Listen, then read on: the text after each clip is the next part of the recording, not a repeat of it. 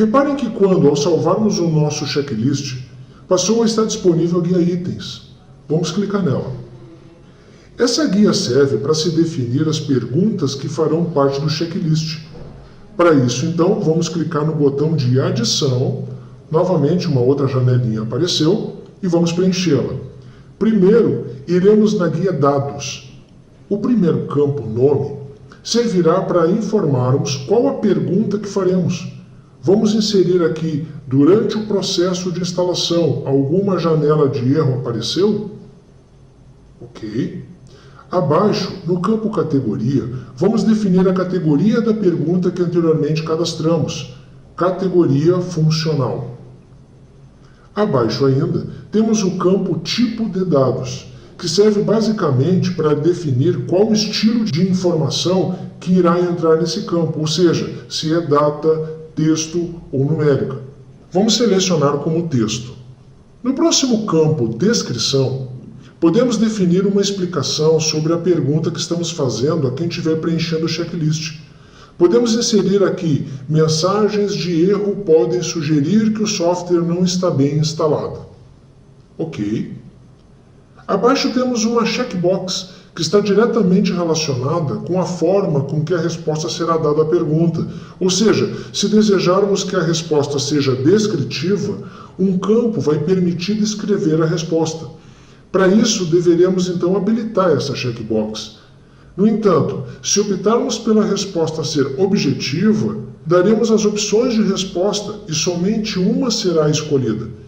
Este checkbox deverá ficar sem nenhuma marcação, e com isso automaticamente a outra guia Opções passa a ficar disponível.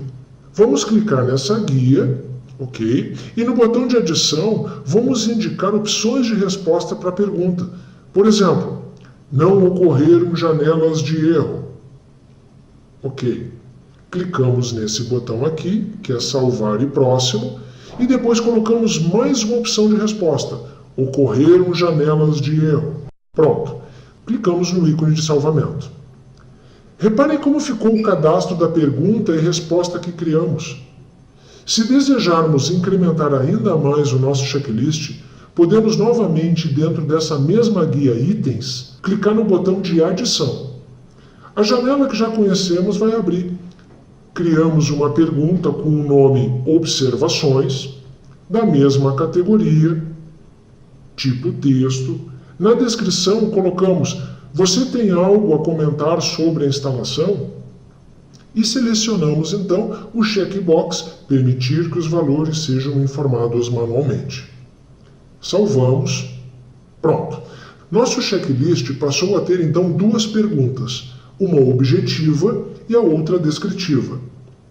Quanto aos ícones que aparecem, as setas azuis definem a ordem com que as perguntas vão aparecer. E o lápis permite editar a pergunta que criamos. Simples. Então, para finalizar o cadastro, vamos lá no botão Processar. Para se ter uma ideia como ficou o checklist a título de layout, coloquei ao lado uma imagem da forma como o checklist será apresentado ao técnico responsável pelo preenchimento. Ok. Bem, neste momento já temos um checklist criado no Qualitor. Agora o que precisamos fazer é associá-lo às requisições e definir se ele será obrigatório ou não. Para isso, poderemos estar associando o checklist às categorias ou então nos fluxos de atendimento. Então, a título de exemplo, vou mostrar a associação do checklist nas categorias de requisições. O processo é simples. Primeiro, precisamos acessar o menu Administração, Requisições, Categorias. Depois, selecionamos a categoria que desejamos. Depois, do lado direito, vamos lá na guia Parâmetros e na subguia Checklist. Agora, basta irmos na opção Vincular Checklist e selecionar dentre os que já estão previamente cadastrados qual que se deseja que seja de preenchimento obrigatório. Feito isso, clicamos em Processar e OK. Está feito o vínculo. Agora, com essa associação que criamos, toda requisição que for aberta utilizando essa categoria deverá ter o checklist respondido para que possa ser encerrada. Na prática, quando tivermos uma requisição com essa categoria em andamento e esta venha a ser encerrada, uma janela alertando quanto ao preenchimento do checklist vai ser mostrada. Nesse momento, basta clicar no checklist apresentado e dar sequência ao seu preenchimento.